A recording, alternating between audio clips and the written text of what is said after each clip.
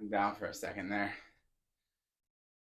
It's amazing in psychology how many things that people said that nobody questioned, and experiments that happened that no one questioned the the validity of. But one of the ones I found annoying when reading about the research was there was this one where um, they were filming kids where an adult would go into this room where there's like um, one of those clowns that like you hit it and it falls over and pops back up. So they would go in there and they'd hit it with a hammer, and then they would send the kids in, and the kids would do the same thing. Like they would just beat the crap out of it with a hammer, and they say like, oh, like if we teach the kids violence, like they're gonna be violent and stuff. And it's a really dumb experiment, but it's one of the things they use to censor comic books and make them less violent.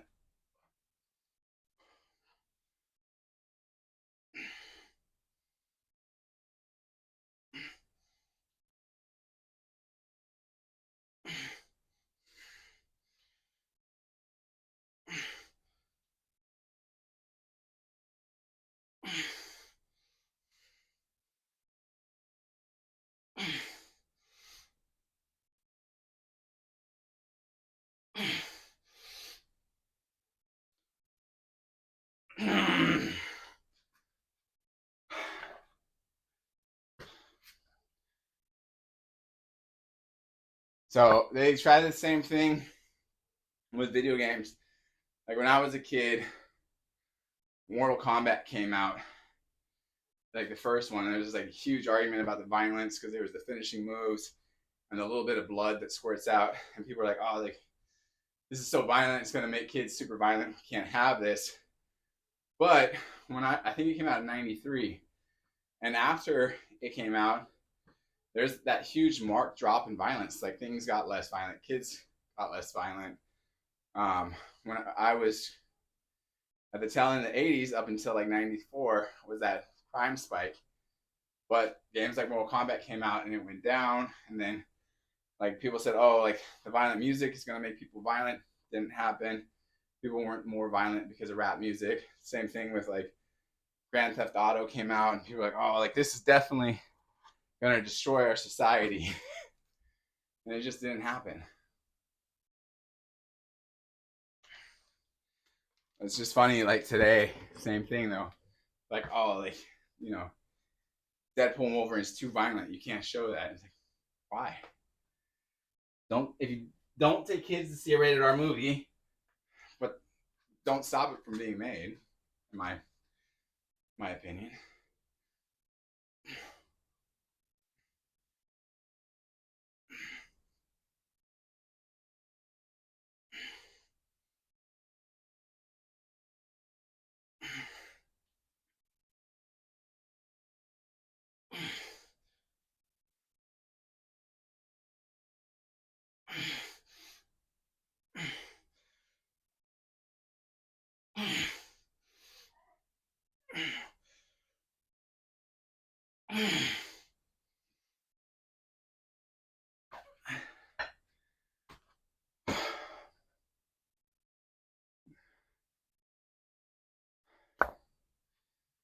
It was like the same thing with Harry Potter and how the Harry Potter books became so popular. And there was a portion of society that was like, now they're all going to be running around being witches and pagan. It's like, I don't see it.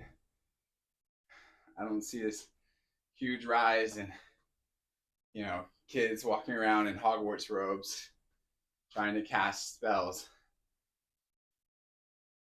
I think people quickly figured out as they grew older that the magic in Harry Potter was not something you could recreate.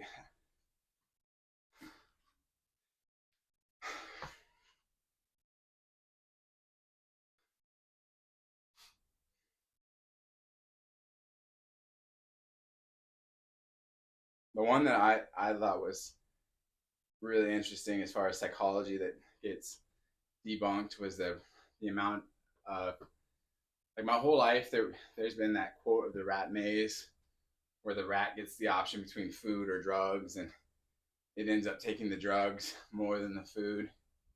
And that went on for decades, and that story was told for decades. And only recently did somebody redo that experiment where you allowed the rat to socialize with other rats and not just be stuck in a small cage with drugs or food. And it doesn't become addicted to the drugs. But there's just this pervasive argument that no, like, if you give people drugs, they'll just automatically become drug addicts. Again, not advocating for drugs, but saying, not advocating for bad psychology either.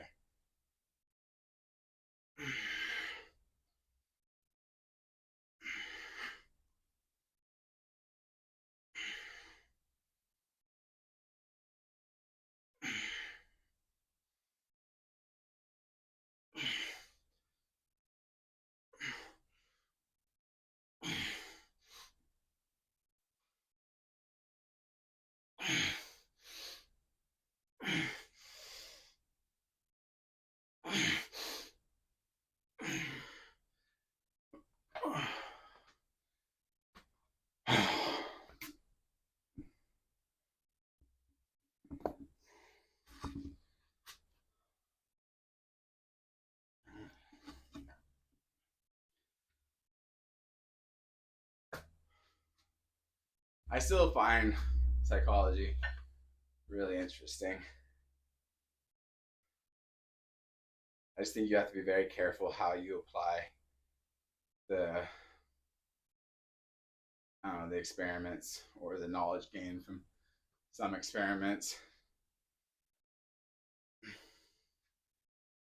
and realize that most experimentation is flawed when it comes to psychology and studying humans.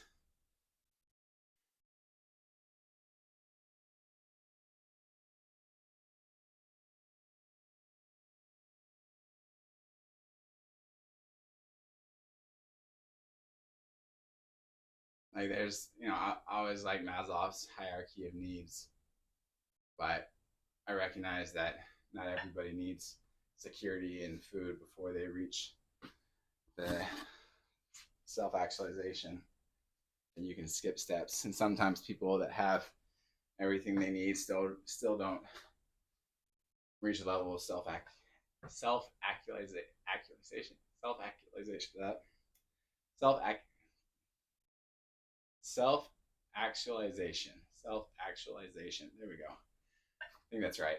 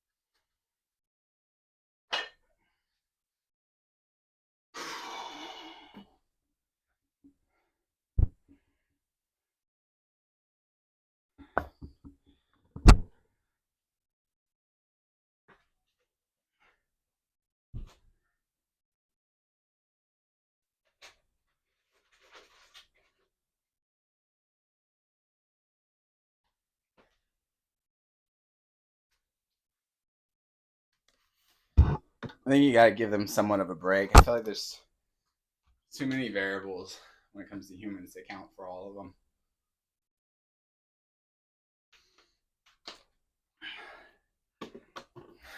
I found that same thing to be pretty consistent when reading like books on how to help my kids and stuff, and especially they talk about what are the expectations for how much they should talk or when they should be able to talk.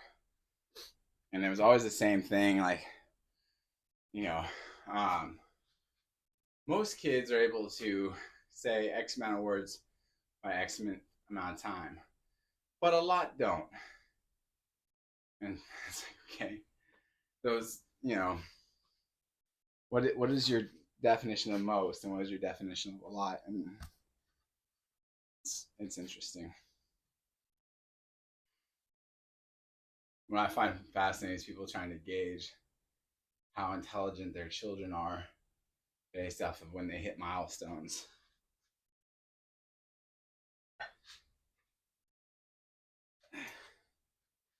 And maybe it's because my kids have so far done well in hitting milestones, but I just don't think that it's an accurate way to gauge intelligence. I had a lady that had a child 2 weeks after mine, and they were so far behind. They weren't anywhere near walking when my kid was. They weren't anywhere near talking as much, and you could see that it was like kind of stressful or bothering the mom. But so I told her, like, listen, your kid is I guarantee learning something. They are figuring something out, and it may not be to them that talking and walking is of the utmost importance, but that brain in there is processing information regardless. You can't help it. We have like an idea that people will sit around and their brains will be in an off switch, or that people's brains like stop working, and that there's people that are slow. I don't necessarily think that it's true that people are slow. I think that some people may be faster and better at understanding or at different things. And there's things that we think aren't a skill that I think are a skill.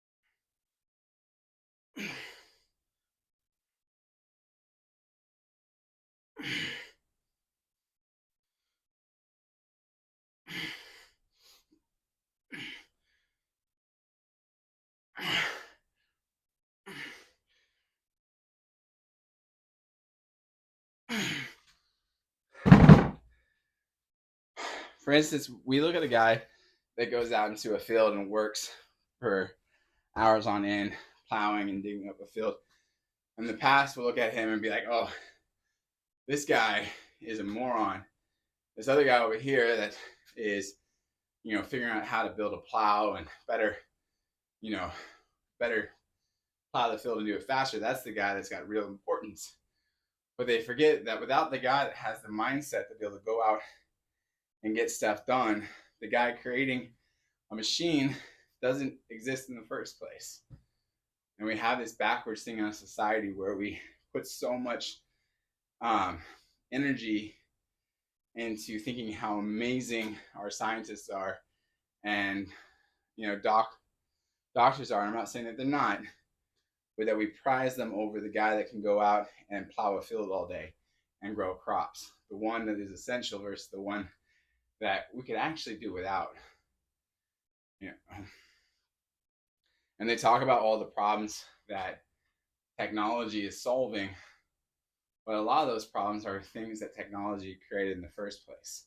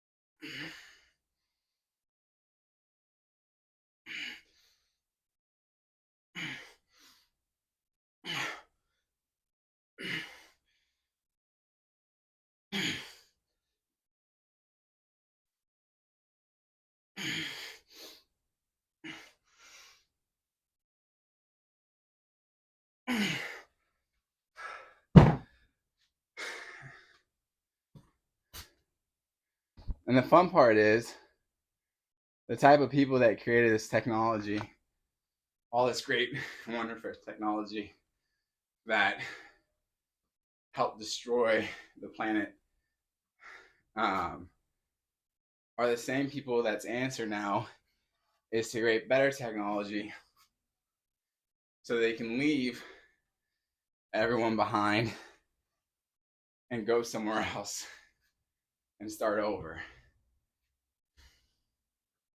So they ruin this planet with the aspiration that they're going to go and find another one. And that one they're going to take care of and somehow not ruin. As though there won't be a perpetual cycle of going to other planets and ruining more planets. And they can't even do that until they can come up with enough technology to replace the guy that works the field that they say is a moron or less in value, and that they are the ones with the high IQs and they're the ones that can think better than everyone else, but they couldn't think well enough to be satisfied working in a field.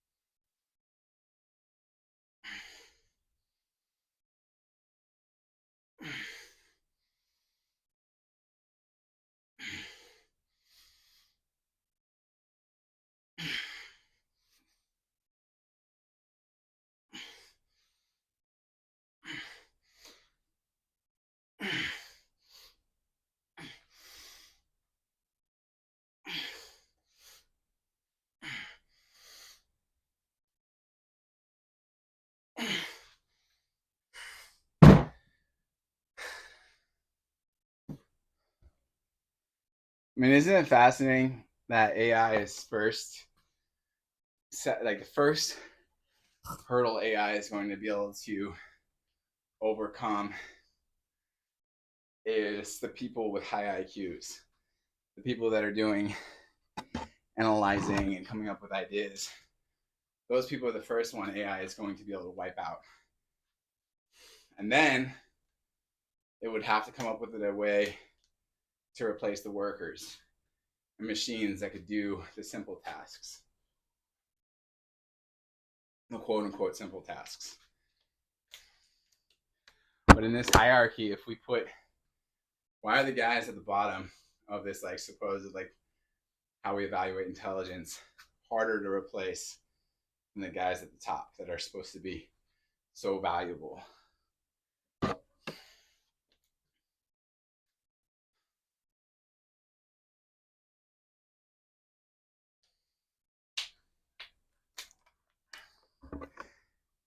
Is it because intelligence is not or the way we measure intelligence isn't really the best form of measuring intelligence? The way we value it isn't actually accurate.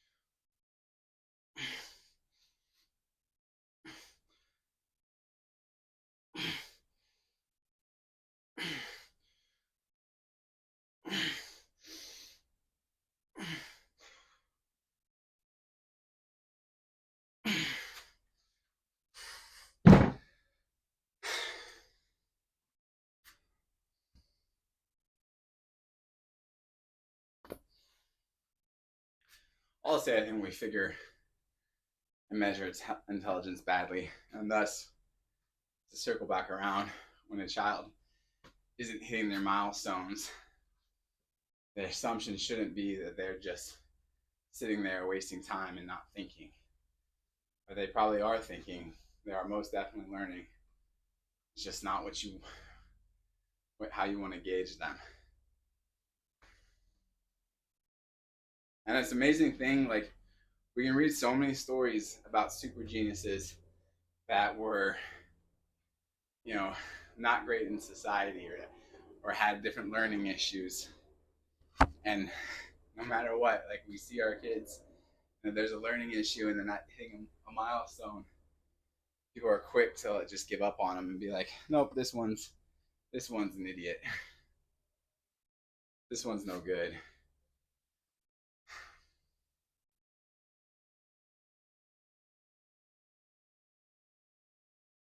I find like the evaluation of intelligence to be really interesting, because I don't necessarily think that our brain determines how intelligent we are. I think that there's more that goes in determining intelligence than like our brain.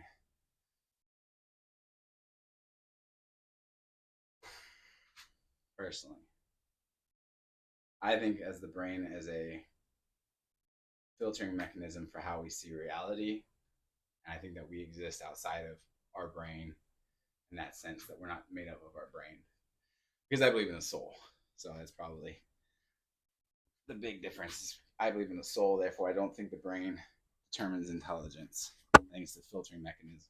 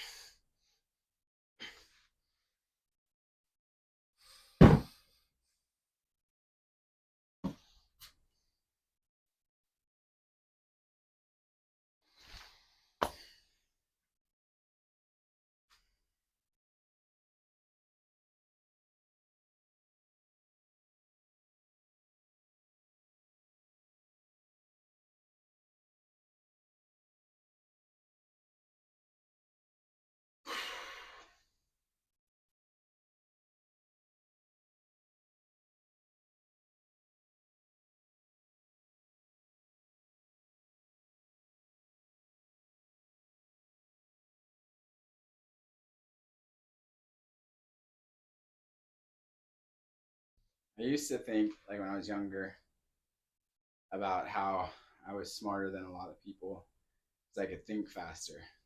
I used to get really like tired in group projects, or I get like headaches in group projects from trying to explain and get my team to catch up with my idea. And one day we had this project that we were supposed to work as a team, and I thought I had it solved and was able to convince the team I had it solved. And there was one guy that had a different idea, but I was able to convince the group that I was right. And we pushed on with my idea, and we missed the mark so much because of me. And I thought I was so damn brilliant. And I was like, great, you're wrong because you pushed this wrong idea on everyone. And what was silly was White Tie says smartest man in the room. Right now, I definitely am the only one in this garage. But the funniest part is the people in the group, even though I was wrong, they were still enamored with my idea and couldn't understand why we were wrong, except for the one guy. I think the one guy knew right away, but they didn't automatically blame me. And I pitched the idea in such a way or worked in such a way where everybody kind of accepted it as such a good idea that they owned that idea as their own. And when they were wrong, nobody like turned to me and was like, "This guy's the idiot that got us in the wrong spot." They were still enamored with the wrong idea, and that taught me a lot about my own stupidity and the damage that could be done by someone who thinks that they have the best idea and is able to convince everyone of that fact.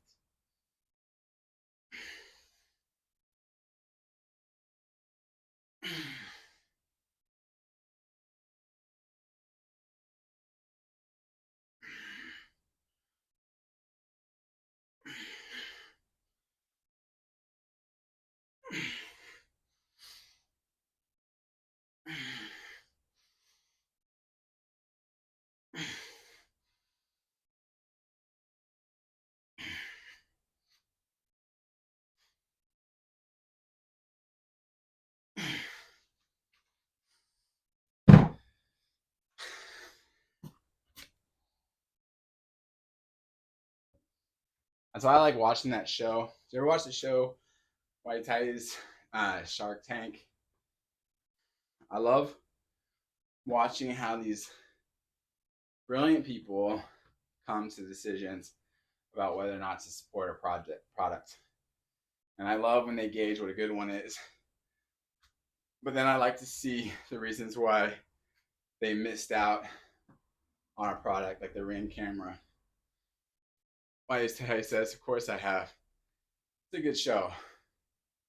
One of my favorite clips that plays is that one where I think it's a farmer selling trees. I think it's trees. I forget, but it had to do with growing crops, and he wanted to keep his price low, and they were all upset with him. Except I think it was the guy. I forget which guy it was, but there was some guy on there that supported him selling trees to farmers at a lower price, and that was fun. That was a good moment. It's a very fascinating show. It's fascinating to watch these guys think. Even though too, I feel like it's probably scripted a little bit, or there's something more to it. It's still fun to watch. It's fun to watch them think. I like doing this thing, and if there's a podcaster or someone that's intelligent that has been on the air or done things that you like you think that they're really smart, um, go back to a major event where they're like talking about it and see how they talk about it as it unfolds. Like a fun one is doing with COVID. Go listen to the expert that you like and see what they were saying and how they were reacting to it from the beginning and what information they were giving out. It's a very fascinating thing. And you can do this with like 9/11. You can do this with the Iraq War and all these different things. You can hear what people thought and what kind of propaganda the person you like was buying into at the time. It's very fascinating. And you get the feeling of superiority because you know the bad things that are going to happen. So you're like, why are you missing it? As though you did better.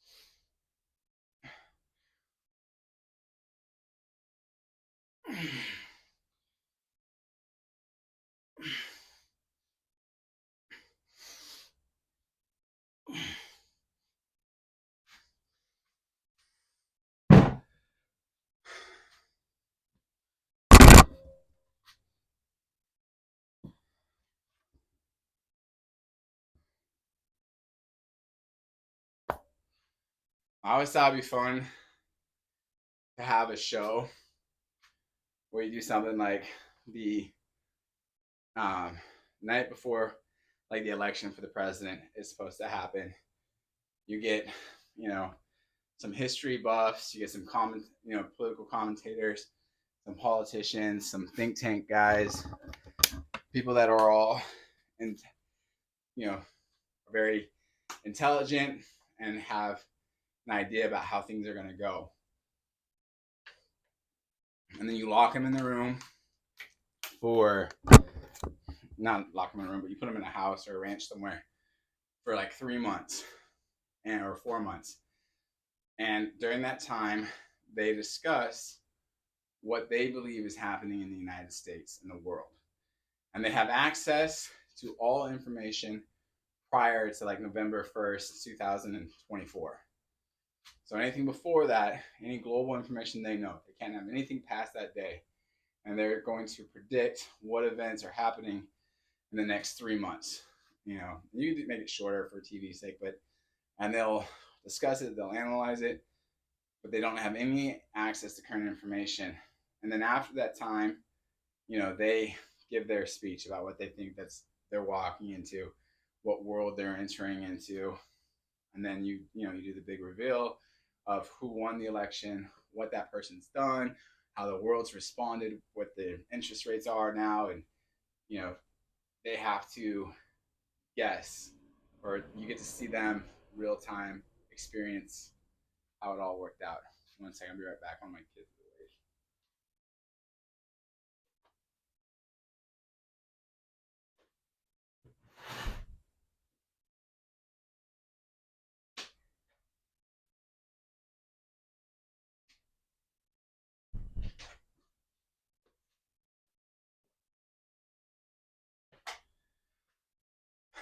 I think it'd be fun. I think it'd be fun to see what they get right, what they get wrong, and watch them react to how the world has turned. Oh my gosh. Sorry, 1 sec. Joys of fatherhood. Be right back.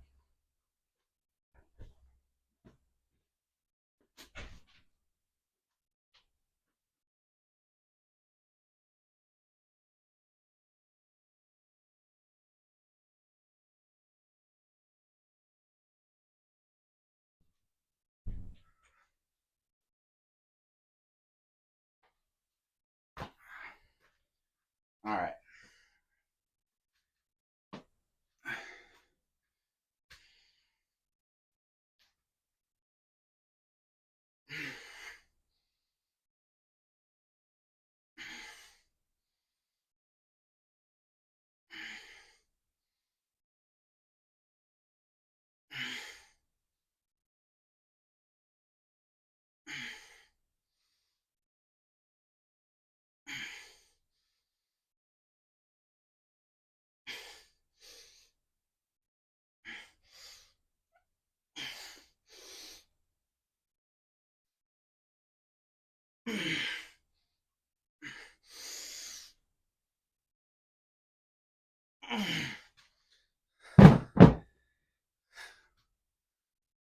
What's up, Bowser?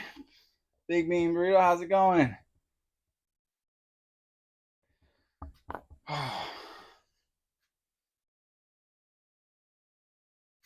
There's this story. I think it was called "The Man Without a Country," and it was about a guy that was part of an early revolution or rebellion against the United States government. And when he goes before the judge, he says that he hopes to never set foot on American soil again and never hear about the United States ever again. So the judge hands him down this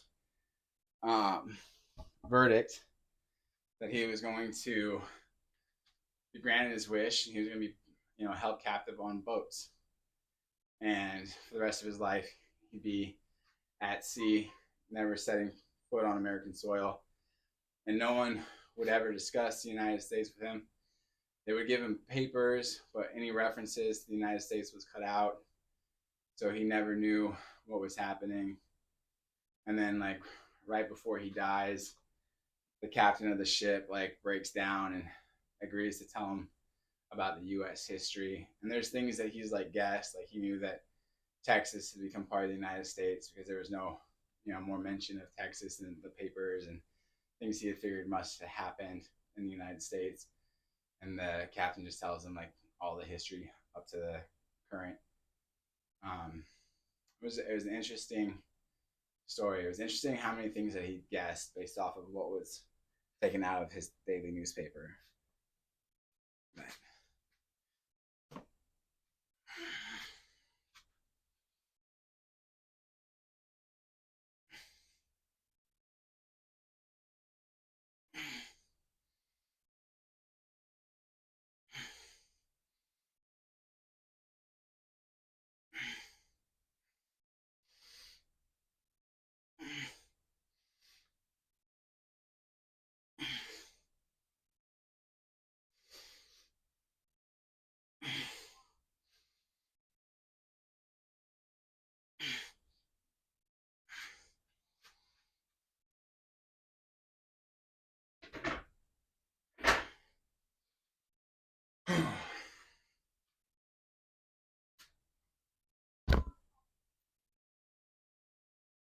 Trojan Mango says, "Do you know if steroids or smoking is worse?" I have no idea which one is worse. It depends. I imagine you'd have to gauge the long-term results on your own. There's some people that use steroids habitually, I guess, and people that say that it's fine. I don't know. Pack a day for 10 years for steroids for 10 years. I imagine, I don't know. Pack a day of filtered or unfiltered cigarettes, moderate dose. I have no idea. I don't know enough about steroids and to compare it to. I would wager that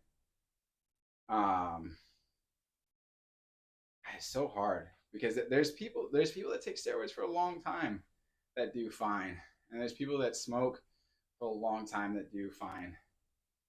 What is your Camel Crush? I don't know. Couldn't tell you. I think the steroids to your heart, though, to me, that sounds like the worst option. I think things that mess with your heart could be worse than your lungs. But again, I think there's that predisposition. There's people that smoke for a long time, that smoke more than a pack a day, that for some unknown reason can handle all the poison.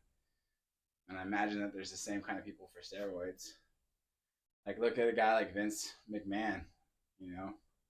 He purportedly has been on the juice for decades and seems to be okay. I think you'd have to define the parameters of, what is okay, daily levels of comfort. I think the problem with steroids is that I think once you take a certain amount, you've really thrown off your body's ability to regulate and control hormones. That's the one thing is, so the guy that smokes for 10 years could stop smoking and, see some weight gain, but could potentially be fine versus the guy that takes steroids for 10 years.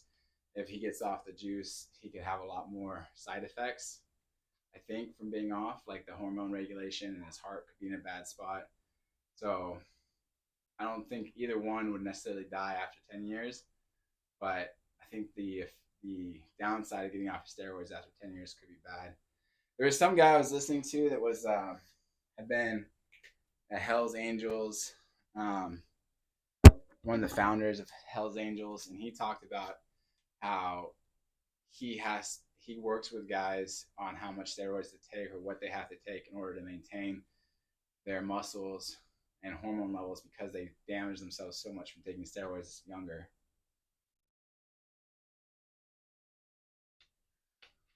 Who were the people you mentioned? Which ones?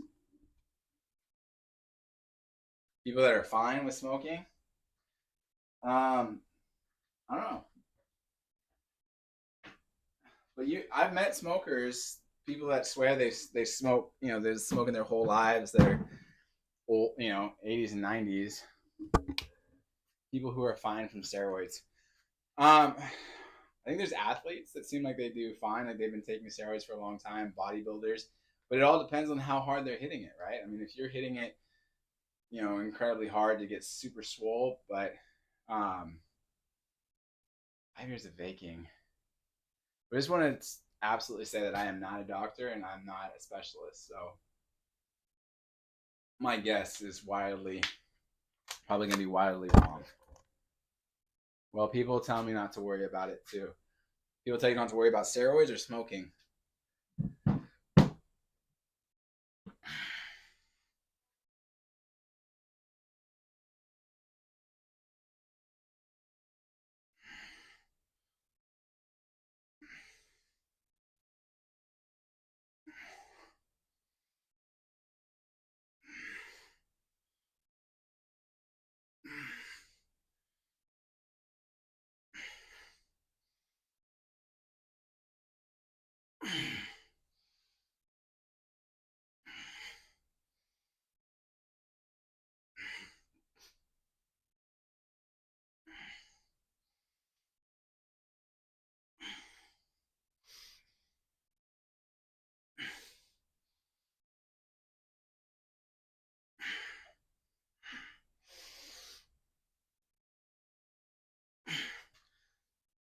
Let's see what he's saying. Hold on, let me read.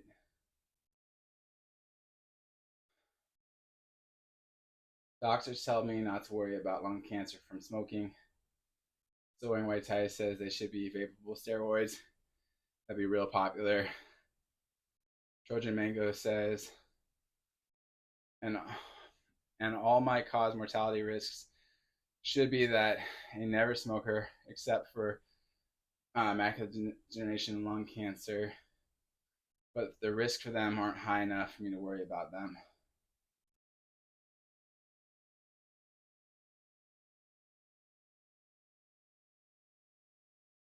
Yeah, I have no idea, man. Um, I think genetic disposition makes a big difference, man. My um, I have a relative that smokes all the time, primarily drinks Dr. Pepper, and like during the whole COVID crisis, everyone in the family around her would get it, and she would be fine. Never gets it. Nothing ever seems to take her down.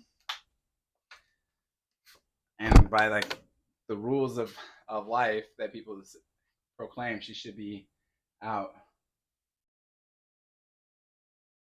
Georgian Mango says, I have a weird genetic thing called Gilbert syndrome, which apparently reduces the risk of lung cancer. However, I also have asthma, which slightly increases risk of lung cancer, type 2 inflammation. Huh. Also, it could be like you'll have a guy that says like, "Oh, I never smoke, and I'm super healthy. I'm a runner," but he runs all day long around cars pumping out smoke, and he's supposed to be okay. There's like the lady that does the crosswalk at the kids' school, and it's like you're sitting here while cars are idling and just putting out exhaust all around you. Like, what would have been better? Smoking a pack of cigarettes or smoking some cigarettes or sitting around cars idling all day. So Whiteside says it evens out to a normal risk for Trojan Mango. Yeah. I don't know. I've never really been inclined to smoke nor do steroids. I have no personal experience with either one.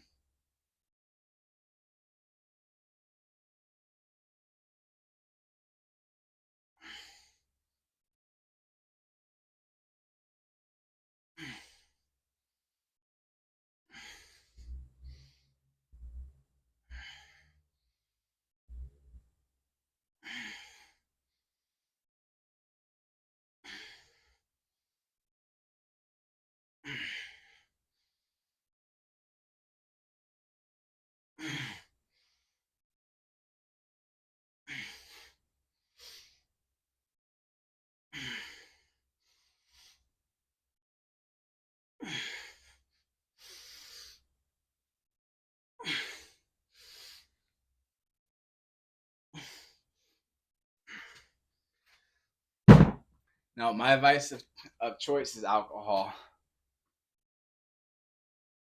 Georgia Mango says, I don't know why I kept smoking and never quit. I have to quit now. W2F have I been doing with my life? Um, yeah, man. I mean, I think I think the problem like that I have with any sort of substance usage, whether it's caffeine, cigarettes, steroids, alcohol, is I don't want to take something that I become dependent on. And obviously, caffeine I'm dependent on, but I keep enough caffeine stockpiled in my house that I can wing myself off of it. If all of a sudden everything goes belly up, I should be fine. You know, I can space out I can ration out what I've got saved up and wean myself off in like a week from the caffeine. Um, and currently, I don't take anything, any substances. Like I'm not on, any protein mix. I don't take creatine. I don't take anything. Like I don't take a pre-workout. So if things go belly up, I also know I can maintain the muscle mass I have if I can get enough food to eat.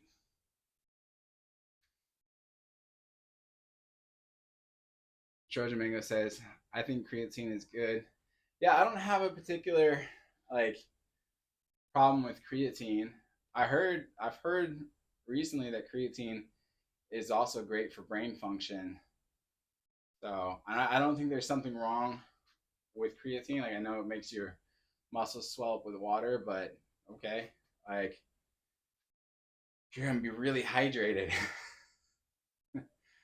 I don't have a problem with it. I just you know I wanted to see what it would be like to go without it, and I've been fine without it. So and it also gave me a chance to save money, which in this economy has been a good thing to not need to spend money on protein and creatine and pre workouts. Um, but, but I'm a big proponent. If you should do what works best for you or what you enjoy, as long as it's not hurting anyone else.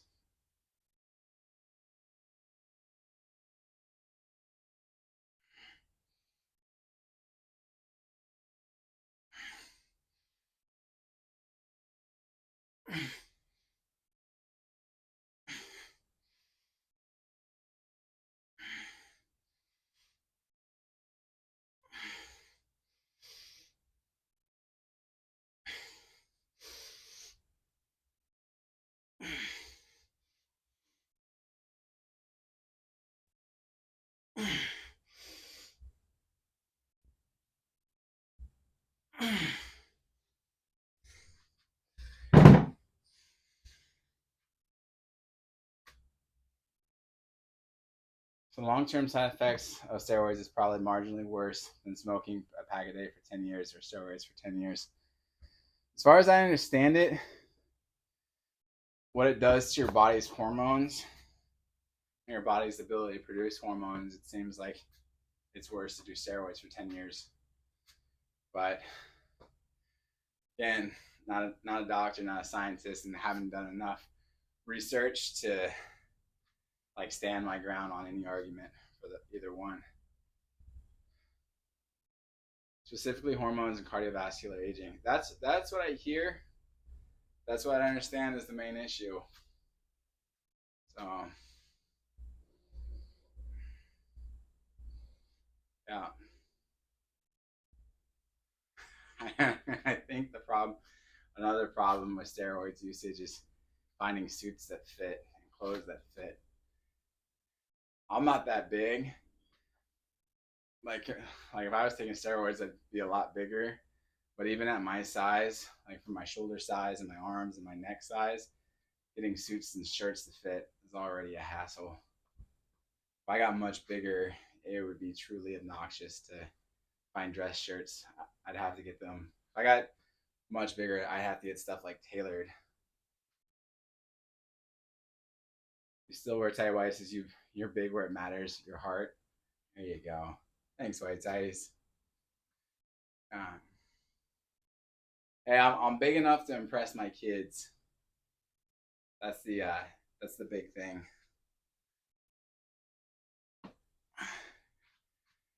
Make my kids proud.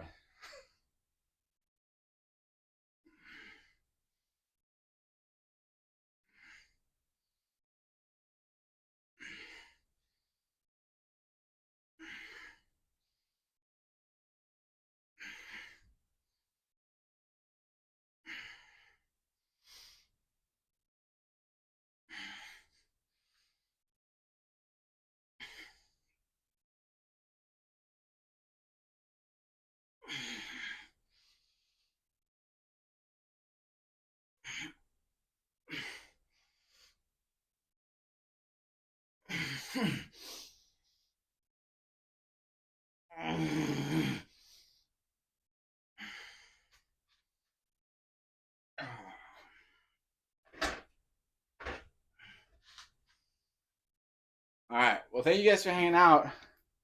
Um, Trojan Mango, man. I like the questions though, man.